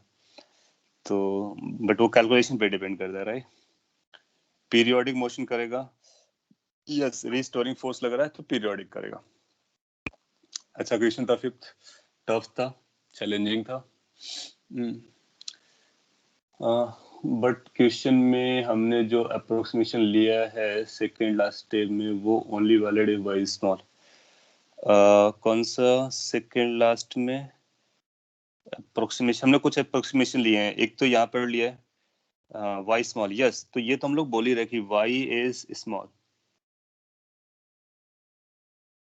उसने बोला भी है कि लिटिल वर्टिकल डिस्प्लेसमेंट किया गया है, तो हम लिटिल वर्टिकल डिस्प्लेसमेंट की हम लोग बात कर रहे हैं, और उस पर भी एसएचएम नहीं आ रहा है। अब देखो ना कि तो अपना आंसर यहीं से हो गया कि even we are considering y to be extremely small, still it's not getting this thing. और अगर y हमारा बड़ा हो जाएगा तो हमारी कैलकुलेशन और भी लेंदी हो जाएंगी, लेकिन वो एसएचएम तब भी नहीं जाएगा। ये तो बोल ही सकते हैं कि एसएचएम तब भी नहीं जाएगा। और फिर उसके लिए कैलकुलेशन क्या करने का अपने को, इसमें से इससे y निकाल, इसको यहाँ से डेल्टा एक्स निकल आएगा आपका। देखो डेल्टा एक्स तो डायरेक्टली निकल के आ जा रहा है, ठीक है। आप अप्रोक्सीमेशन मत लगाओ, लेंदी एक्सप्रेशन लिखते रहो, लेकिन डेल्टा एक्स वहां से निकल के आएगा और भी कॉम्प्लिकेटेड हो जाएगा। और साइन थीटा को भी हम अप्रोक्सीमेट नहीं करेंगे और सॉल्व करेंगे तो बहुत कॉम्प्लिकेटेड एक्सप्रेशन मिलेगा, लेकिन वो एसएचएम नहीं होगा। पीरियोडिक तो होगा, हाँ पीरियोडिक होगा क्योंकि रिस्टोरिंग फोर्स लग रहा है, तो इसको ऊपर ले जाएगा, जैसे ऊपर चला गया तो फिर डाउन साइड आएगा, डाउन साइड से फिर ऊपर जाएगा, फिर डाउन साइड जाएगा, एनर्जी कंजर्व रहेगी तो अपने आप को रिपीट करता रहेगा, तो पीरियोडिक हो जाएगा। Okay, so that was question number 5। इसके बाद क्वेश्चन नंबर 6, पेपर 1 थोड़ा सा चैलेंजिंग लगा होगा आपको, टफ साइड में था, और डिस्कशन करने के बाद आपको कई सारे क्वेश्चंस और कई सारे पॉइंट्स क्लियर हो जाएंगे, होना भी चाहिए, that's the purpose. Question number 6 is a particle moves along in xy plane such that position function ये सब दिया गया टाइम के साथ, ऐसा ही यूज किया गया पैरामीटर्स को, करेक्ट स्टेटमेंट बताना है आपको। पहला बोला पाथ बताइए, तो पाथ निकालना हम लोगों ने बहुत पहले लर्न किया था, फिर से मैं रिकॉल कर देता हूँ अगर आप भूल गए। पाथ का मतलब होता है एक्स और वाई में रिलेशन सेटअप करना। यहाँ से हम लोग एक्स और वाई में रिलेशन को सेटअप करेंगे। जब हम लोग एक्स और वाई में रिलेशन को सेट कर रहे होंगे, then you will realize किस तरह से रिलेशन बनने वाला है। फर्स्ट से आप निकाल लीजिए sine twice pi T is equal to X by 2 बचेगा, और सेकंड से जब आप निकालोगे कॉस 2 पाई टी, सो उसकी वैल्यू आपको मिलनी चाहिए 1 माइनस वाई बाई 2। दोनों को स्क्वायर ऐड कर दीजिए तो आपको मिलेगा X square by 2 plus Y minus 2 का स्क्वायर बाई, इसको भी 4 कर लो, 2 स्क्वायर इज इक्वल टू 1। ये जो इक्वेशन है वो किसकी इक्वेशन बनी है, कैन यू थिंक ऑफ? तो ये बना है कुछ ऐसा, X square plus Y minus 2 का square is equal to 4, that is 2 का square. This is a circle जिसकी रेडियस पता है आपको, कितना है रेडियस? Radius is 2। इसका सेंटर पता होना चाहिए, सेंटर कितना है? सेंटर इज 0,2, 0,2 पर उसका सेंटर है और रेडियस 2 है। ऐसा सर्कल बन रहा है। इसको अगर ड्रॉ करना होगा पिक्चर में तो कैसा दिखेगा? पिक्चर में ड्रॉ करेंगे तो कुछ ऐसा दिखेगा।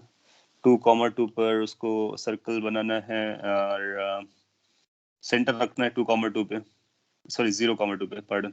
तो 0 इस पे रहेगा, 2 इधर रहेगा, तो कुछ ऐसा बनेगा। और रेडियस भी है तो यानी ओरिजिन को टच करके जाएगा, x इक्वल टू 0 वैलिड है, तो ये सर्कल बनेगा।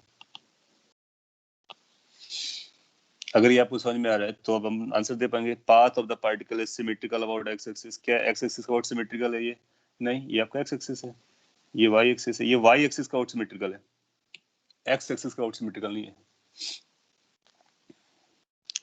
And then no net force on the particle is always directed toward the circle. अब आपको पता चला ये पार्टिकल सर्कल पे चलता है, तो अगर ये पार्टिकल सर्कल पे चलता है तो सर्कुलर मोशन का क्वेश्चन हो गया। तो इसका जो फोर्स होगा वो इस पॉइंट पर डायरेक्ट करेगा टुवर्ड द सेंटर, और सेंटर हमारा ये पॉइंट है ना कि ओरिजिन। तो इसने बोला टुवर्ड्स ओरिजिन, गलत बोला। इसके बाद बोलता है speed of the particle is changing with time. Speed आपने देखा ये सर्कल पे चल रहा है, और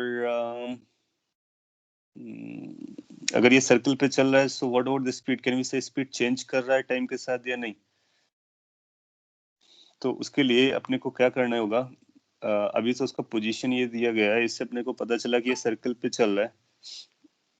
कैन वी क्लेम कि उसका स्पीड चेंज करेगा टाइम के साथ?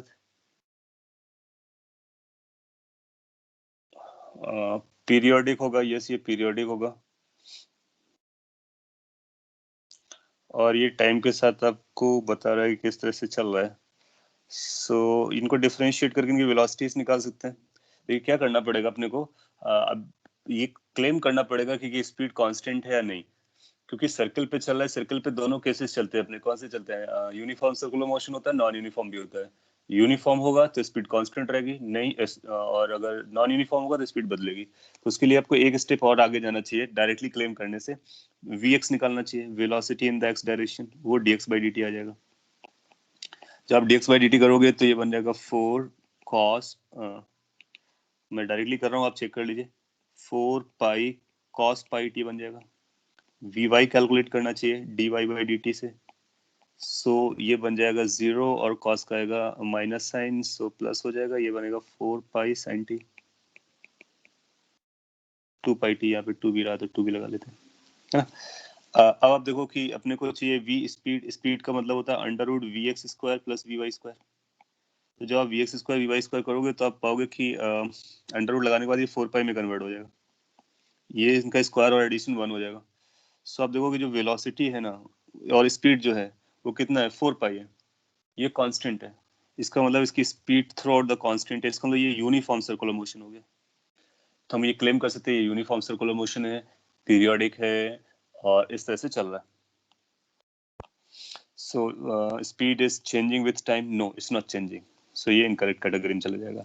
Average speed of the particle 0, कोई भी टाइम इंटरवल लो, सिंस स्पीड कांस्टेंट है तो वही रहेगी। कोई भी टाइम पीरियड टाइम इंटरवल लोगे, कांस्टेंट वैल्यू का जो एवरेज वैल्यू होती है वो सेम रहती है फॉर ऑल टाइम ड्यूरेशंस।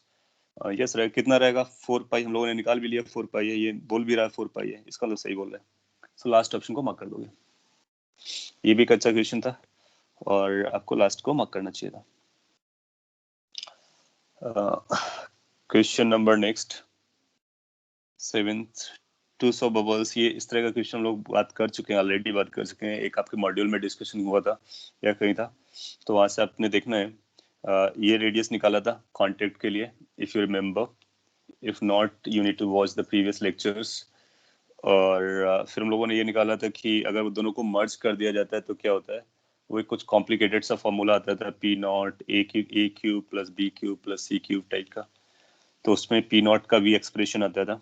तो ये depends on atmospheric pressure, new radius, merge करने के बाद ये टच करने का है, तो टच और मर्ज दोनों केस आपको देखना था।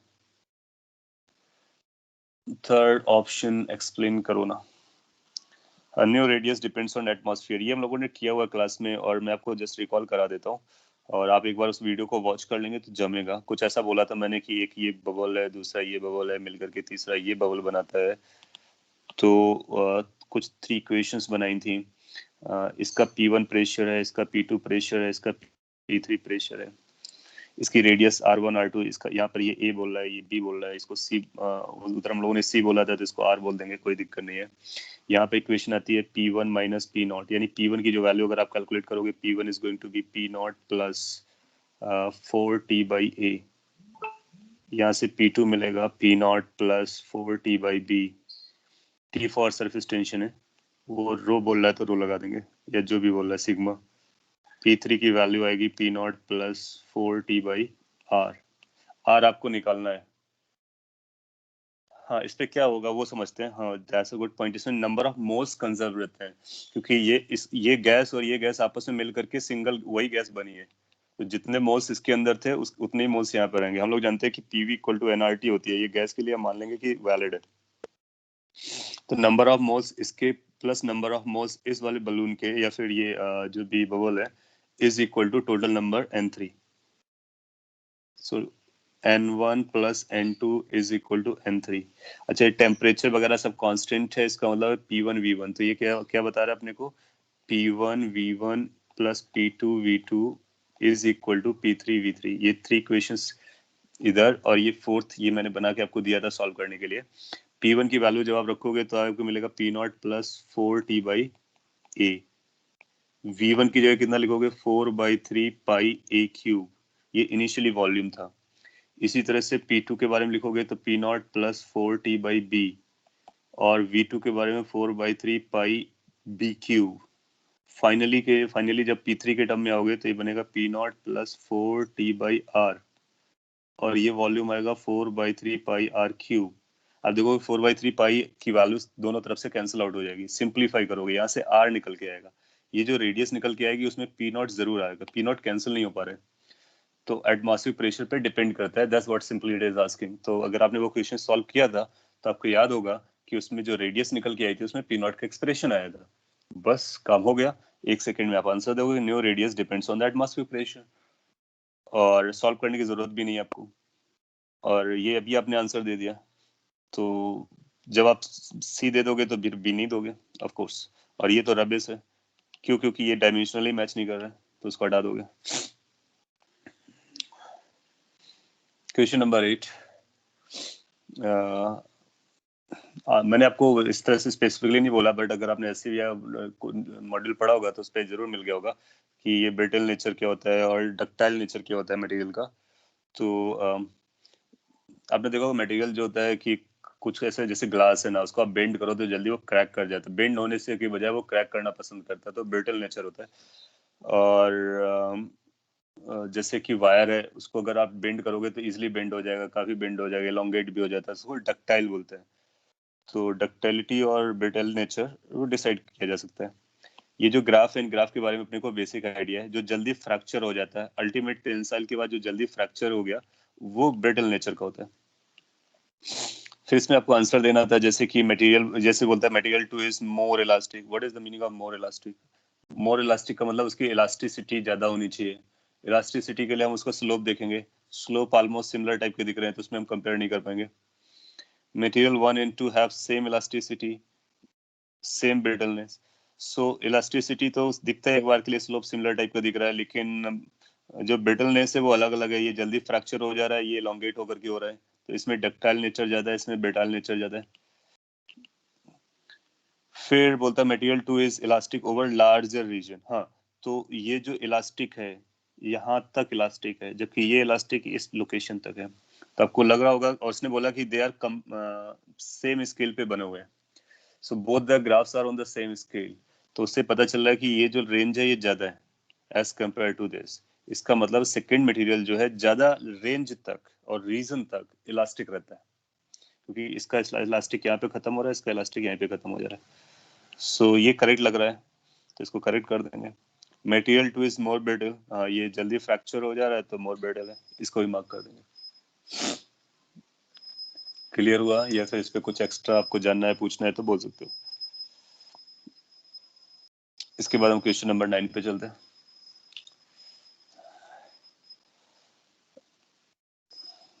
ये भी एक अच्छा क्वेश्चन है और फ्लूइड से रिलेटेड है। तो speed of the liquid through the siphon is this. So यहाँ से क्या होगा, लिक्विड ऊपर जाता है, फिर इसके बाद लिक्विड नीचे आता है, यही स्टोरी चलती है।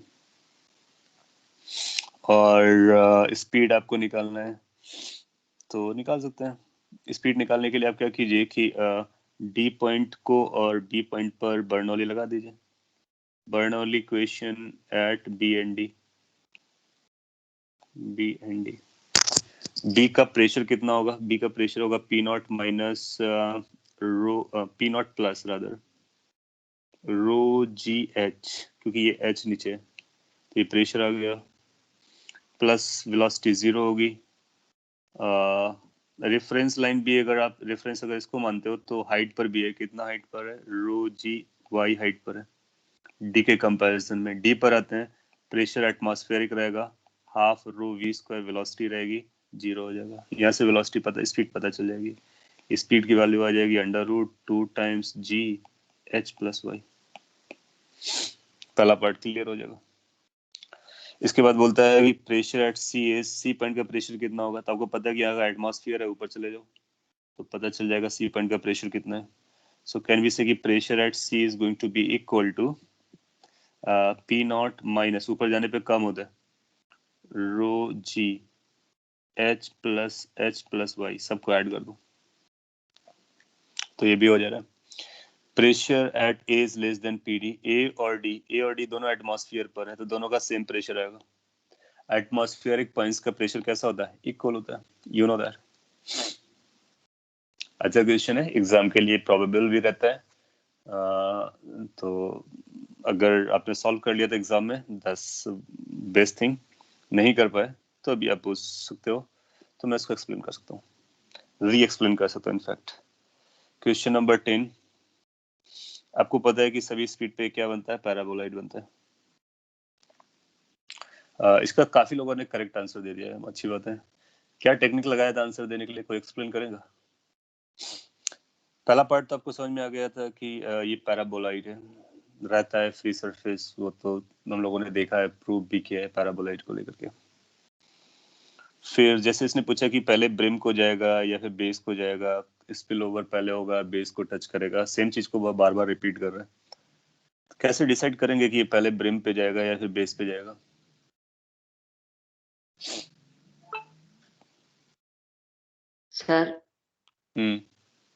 सर वो एच हाइट, मतलब जब एच हाइट जाएगा तब y is equal to 1/3h हो जाएगा, तो उसको ओमेगा एल स्क्वायर से करेंगे, और जो मतलब जो पैराबोलाइड का जो वॉल्यूम बनता है वो होता है वो half into height into radius होता है सर उसका वॉल्यूम, तो वो वॉल्यूम से निकल जाता है। अच्छा, हाँ वो वॉल्यूम आपको यूज करना है, गुड। सो अगर हाँ आपने सर, वो वॉल्यूम यूज इंटीग्रेशन किया, से वॉल्यूम पे निकल जाता है। हाँ इंटीग्रेशन से वॉल्यूम निकल जाता है। So that was I surprised कि अगर आपने वो वॉल्यूम निकाल लिया इंटीग्रेशन से और फिर सॉल्व किया है तो बड़ी बात है, एंड उससे ज्यादा फिर एडवांस आपसे कुछ एक्सपेक्ट नहीं करते।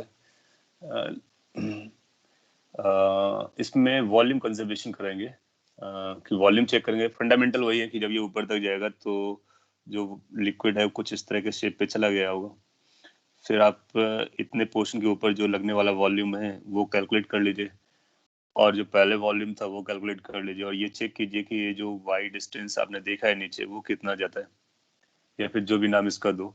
अगर इसकी वैल्यू लेट्स से कि 2h/3 से ज्यादा डिमांड होती है, इसका मतलब पहले वो यहाँ बेस पे जाएगा, और अगर इसकी वैल्यू 2h/3 से कम रहती है, इसका मतलब है पहले ब्रिम तक चला गया, बेस बाद में पहुंचेगा, फिर हमारे आंसर हो जाएंगे। तो कंजर्वेशन ऑफ वॉल्यूम करना होता है। वो इक्वेशन ऑफ पैराबोलाइड का इक्वेशन लगाया होगा आपने, बिल्कुल सही किया। We have to just see which condition is achieved first. हाँ, तो आपको बस ये देखना है कौन सी कंडीशन पहले अचीव होती है। तो आपके पास कई सारे ऑप्शन है, पहले आप इसको ब्रिम तक ले जाओ और ये y निकाल लो और चेक कर लो कि y 2h/3 से कम है या ज्यादा है, रिक्वायरमेंट कैसा है, तो उसके अकॉर्डिंग आपको पता चल जाएगा, फिर आप आंसर दे सकते हो। और इसके बाद ये दोनों उसी सिमिलर टाइप के ऑप्शन चल रहे थे। तीसरा क्या था? Free surface touches the brim as well as the, तीनों जो ऑप्शंस थे वो उसी से डिसाइड हो सकते हैं। और इसका वॉल्यूम कैसे कैलकुलेट करेंगे? हाँ, वॉल्यूम कंजर्वेशन करना है, क्योंकि क्या होता है ना कि जब देखो वाटर बहुत सिंपल चीज है ना, आपके बकेट में वाटर है, वाटर अगर स्पिल ओवर नहीं हुआ है तो वो एक फॉर्म से दूसरे मतलब एक ज्योमेट्री से दूसरे ज्योमेट्री पे चेंज हो गया है। ओह माय गॉड, आपका टाइम भी हो गया, काफी स्लो हो गया आज तो।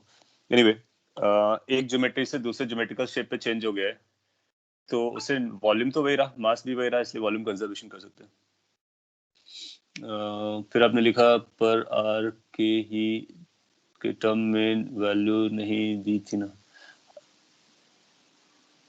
आर के टर्म में वैल्यू नहीं दी थी, तो आपको इनिशियल और फाइनल वॉल्यूम को चेंज जब बैलेंस करोगे ना, कंजर्व करोगे, तो फिर वाई की वैल्यू आपको पता चल जाएगी कि वाई की वैल्यू क्या है। हाँ, जो वॉल्यूम आएगा वो आर और एच के टर्म में रहेगा, आर और एच के टर्म में उसको यूज कीजिए initially and finally, that will work.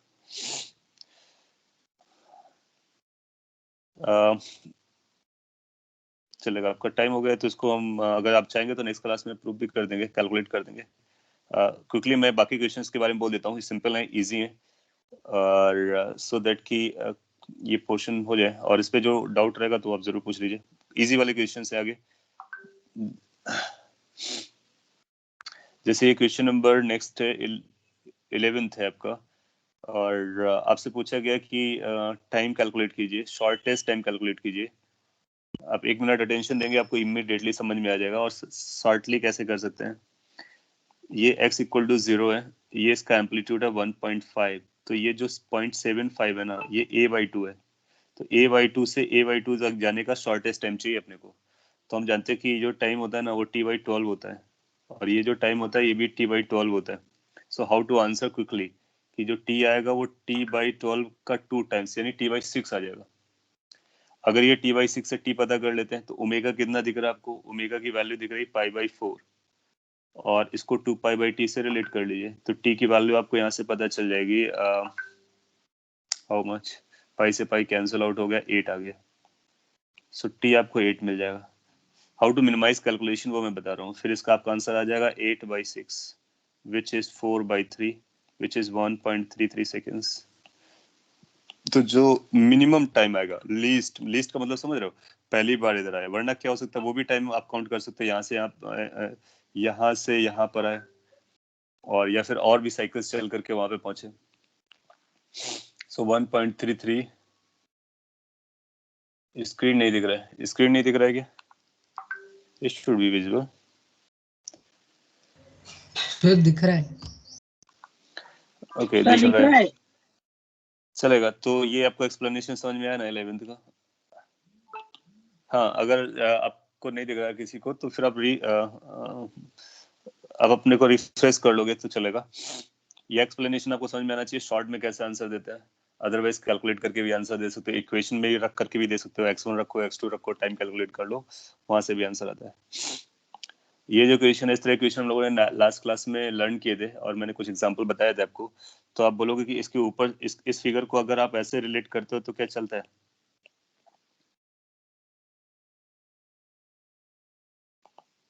इसका और इसका टाइम पीरियड वही रहने वाला है, कैन वी से सो? हम लोग जानते हैं कि इस पुली में अगर आप इधर स्प्रिंग लगाओ या वर्टिकली लगाओ, सेम रोल प्ले करती है टाइम पीरियड के पॉइंट ऑफ व्यू से। तो ये k है और ये कितना हो जाएगा, ये भी k दिया है, तो इसका इक्विवेलेंट आप k/4 निकाल लोगे, हो गया आंसर। तो k इक्विवेलेंट कितना आ जाएगा, k इक्विवेलेंट आएगा 1/k + 1/k/4। सो ये 5/k आ जाएगा। तो k इक्विवेलेंट आपको जो मिल गया वो k/5 आ गया, रख दीजिए, आपका आंसर आ जाएगा k/5, यानी n की वैल्यू 1/5 हो जाएगी। सो 0.2 आंसर आ जाएगा। That means you can quickly solve it by comparing with that way. या फिर आप थोड़ा सा नीचे ले जाओ, एनर्जी कंजर्वेशन लगाओ, और जो भी तरीके हैं वो लगाओ, उससे भी आप आंसर निकाल सकते हो। पर्पस क्या होता है, अपने को टाइम बचाना होता है और जल्दी सॉल्व करना होता है। 13 भी कई लोगों ने रॉन्ग कर दिया है, बहुत सिंपल क्वेश्चन था। इसको 2 हाफ पर, आइडेंटिकल हाफ पर करते हैं, इसका मतलब ये 2k हो जाएगा। पहले k था, तो पहले फ्रीक्वेंसी रहेगी 1/2 pi under root omega omega क्या लिखते हैं हम लोग, k/m, ये रहा होगा। नया फ्रीक्वेंसी कितना हो जाएगा, 1/2 पाई, m में कोई चेंज नहीं आ रहा है, k कितना हो जाएगा, 4k हो जाएगा, तो ये 2f हो जाएगा। इस क्वेश्चन में समझ नहीं रहा था कि नीचे वाला स्प्रिंग को भी कट करके उसने चेंज किया है, फिर वैसा ही रखा है।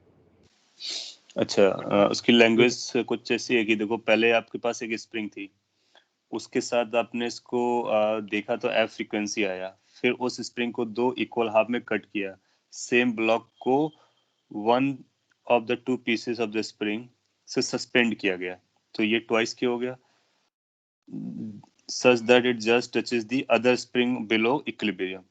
तो उसने ये, इसका इंटेंशन ये है कि आपने 2 पार्ट में कट किया है, और फर्स्ट हाफ से इसको हैंग कराया, सेकेंड हाफ को उसके नीचे लगाया हुआ है, और फिर आपको फ्रीक्वेंसी ऑफ ऑसिलेशन बतानी थी।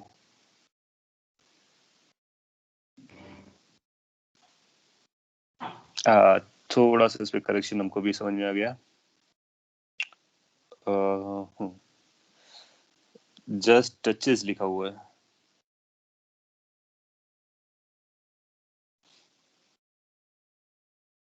अगर ये इससे कनेक्टेड होगा तो फिर ये आंसर आएगा जो हम लोगों ने आंसर लगाया है, वरना फिर इसका आंसर बदल जाएगा।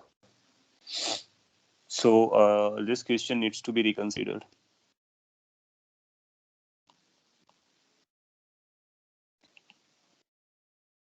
जस्ट टचेस का मतलब आप समझ रहे हो क्या होगा?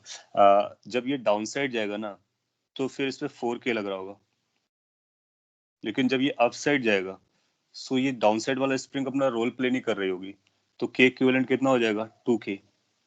सो इसका जो टाइम पीरियड आना चाहिए फिर वो इस तरह से जाएगा, T1 + T2। सो अच्छा, तो इसका आंसर अपने को चेंज करना पड़ेगा। मैं सॉल्व कर दे रहा हूँ, आप समझ जाएंगे क्या आएगा। तो टाइम पीरियड जो आएगा T1 होगा फर्स्ट हाफ का, यानी π√m/k लिखते हैं हम लोग, m/k, तो 4K चलेगा, प्लस दूसरा आएगा π√m/k, सो m/2K चलेगा।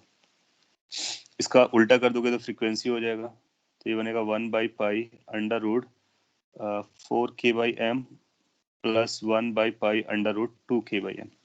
This should be the case. So इसको क्या लिख सकते हैं, ये पहला वाला जो टर्म है वो that is written as 2 times 2f, इसे कंपेयर करा लेंगे। सेकेंड वाला क्या लिखा हुआ है? सेकेंड वाला लिखा हुआ है √2 टाइम्स 2f। सो अपने पास जो आंसर आ रहा है वही आना चाहिए था, 2 एंड अगर 2 हमने कॉमन लिया तो 2 + √2f।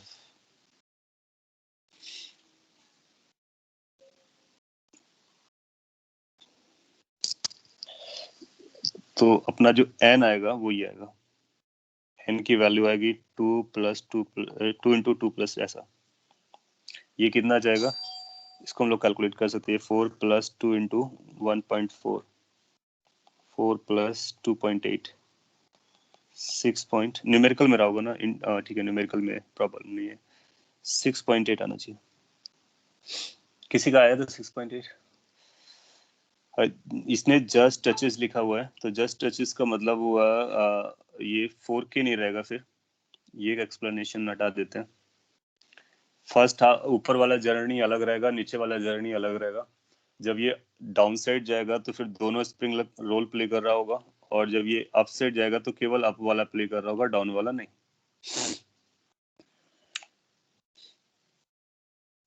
आपने लिखा ये उस ही मेथड से करना है इतना, वो स्ट्रिंग और स्प्रिंग वाला। हाँ, जो स्ट्रिंग और स्प्रिंग वाला था सिमिलर टाइप का कॉन्सेप्ट है। इसमें एक टच कर रहा है, इसका मतलब है कि जब ये ऊपर जाएगा तो नीचे वाले स्प्रिंग एलोंगेट नहीं होगी, एंड देन बाकी चीजें तो वही लिखी, इक्विलिब्रियम पोजीशन से शिफ्ट करते हैं और ये हो जाता है। ओके, चलेगा। तो ये क्वेश्चन को आप नोट कर लेने का, और इस पे हम अप्रोप्रिएट करेक्शन डाल देंगे आंसर्स में। क्वेश्चन में कोई गलती नहीं है, बाकी आंसर्स को आपको वैरी करना, चेंज करना है। इसके बाद भी क्वेश्चन है, सिंपल है, लेकिन इसको हम लोग नेक्स्ट क्लास में ही अब डिस्कस करते हैं, क्योंकि फास्ट में करेंगे तो काफी लोग हैं भी नहीं तो समझेगा भी नहीं। तो we will have one more lecture जिसमें ये बचा हुआ पेपर और नेक्स्ट पेपर दोनों को कवर कर लेंगे टुमारो, ठीक है। सो आज के लिए इतना ही रखते हैं, बाकी कोई और डाउट रहा हो शॉर्ट में आप पूछ सकते हो। अच्छा, स्क्रीन का भी इशू जा रहा है आपको, सो कुछ इशू रहा होगा from your side. Sir 14th में मैंने 0.94 लिखा है और आंसर 0.95 आता है। ओके, तो वो आपको रेंज दे देंगे, 0.01 की रेंज मिल जाएगी, और उस पर आपका आंसर आ रहा है तो वो करेक्ट कैटेगरी में आ जाएगा 14th का। अभी जो इवेलुएट कर दिया है वो एग्जैक्ट आंसर पे इवैल्यूएशन हो गया है, तो उसको मैं करेक्ट करा देता हूँ। Anything else? सर एक क्वेश्चन पे आंसर था और मैं मार्क्स अवॉर्डेड नहीं है। फिर से वो लोग, आवाज कट गई आपकी। सर सर 6.00 था और मैंने 6 लिखा पे मार्क्स अवॉर्डेड नहीं है। मार्क्स अवार्ड किया होगा उसने, लेकिन वो रेड कलर से दिखा रहा होगा आपको, तो आप उसको एक बार रीचेक कीजिए, उसमें मार्क्स मिला होगा। सो अगर आपने 6.00 को 6 लिखा है ना तो वो मार्क्स मिलता है, और मार्क्स काउंट हुआ है, you just count once, you will find कि उसमें मिलेगा। बट देखने में वो रेड कलर दिख रहा होगा, रॉन्ग दिख रहा होगा, लेकिन मार्क्स काउंट हुआ होगा। ऊपर देखो +3 या प्लस जो भी नंबर है वहाँ पे लिखा होगा। अगर ऐसा नहीं है तो स्नैपशॉट मेरे को भेज दो फोटो खींच करके, मैं इसको करेक्ट कर देता हूँ, ठीक है। ओके, रेस्ट क्वेश्चंस को फिर हम लोग नेक्स्ट क्लास में ही कवर अप कर लेंगे टुमारो।